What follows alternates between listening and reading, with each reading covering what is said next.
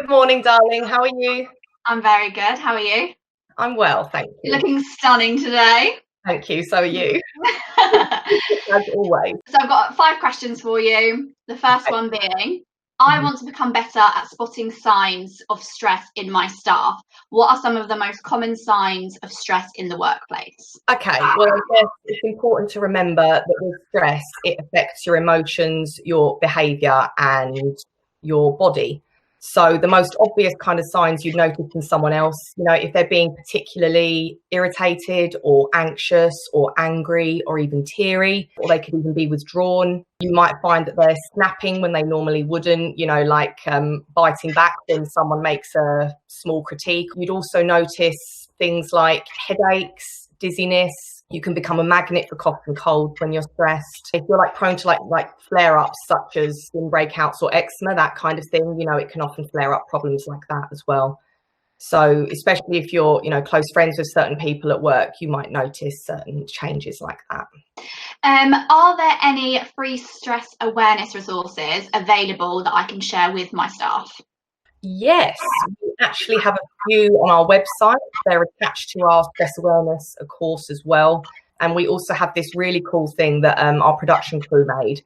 It's a video of I think it's a hexagon. So all it is it's just this really basic shape on screen that literally expands and then collapses. And the idea is you can kind of download it or put it on your desktop. And when you're feeling stressed, you open it up and you just breathe in and out in time to the shape expanding and collapsing. And it's cool.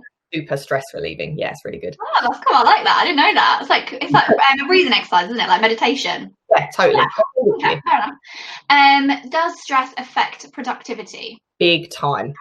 It's probably one of the biggest productivity killers out there. And what some people don't realize as well, actually, it's not just like being overloaded with work or emotional strain or whatever that causes stress. It's actually the opposite as well. It's having nothing to do or being bored or feeling, anything that would challenge your kind of self-worth or motivation can make you really unproductive. If you entertain the idea for a minute that humans are like balloons, right? So imagine a balloon with no air in it at all. It's on the ground, it's doing nothing, it's not moving, it's really unmotivated. Start putting a bit of air in it, aka applying a little bit of healthy pressure. It's productive, it's motivated, challenged, having fun.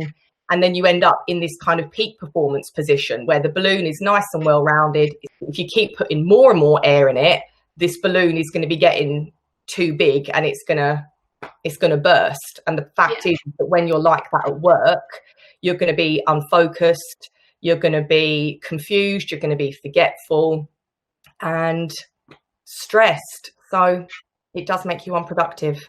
What can I do to help other staff that are stressed? There are very simple little things that you can do day to day that make a huge difference. Put a cup of tea on someone's desk if they look like they're overrun, walk up to them or send them a quick message and say, I'm a little worried about you. Are you okay? Do you want to chat? You could even offer to take a task off of their plate if they've got a long to-do list. You've got, there should be support systems in place at work, like we have with us. So mental health first aiders, if they're in the organisation, are literally trained to spot signs, to know how to approach staff and signpost them for help. But if you really think, it would work, just ask that person how you're doing. And if they need to take 5 minutes away from their desk to chat, it does a lot. Yeah, little goes a long way. Absolutely. Mm-hmm. What are your best stress busters? Well, first of all, that tool I just mentioned, super, super useful. Certainly any kind of breathing techniques, which includes meditations. I use the Headspace app. Yep. And what I love about Headspace more than anything is they simplify it so much. They've actually got some on there that are only a minute long. So you can go to the toilet, you can go to your car, you could even put a screensaver on your computer at work, put your headphones in and listen to a 1-minute body scan meditation and just feel all of that cortisol just ebb away. And taking yourself out of the situation is a good one as well. So if you're in the environment, you're in the room that's causing you stress, step out of it for 2 minutes. Stress feeds stress, but calm feeds calm. Do your best not to feed the stress and let yourself unwind.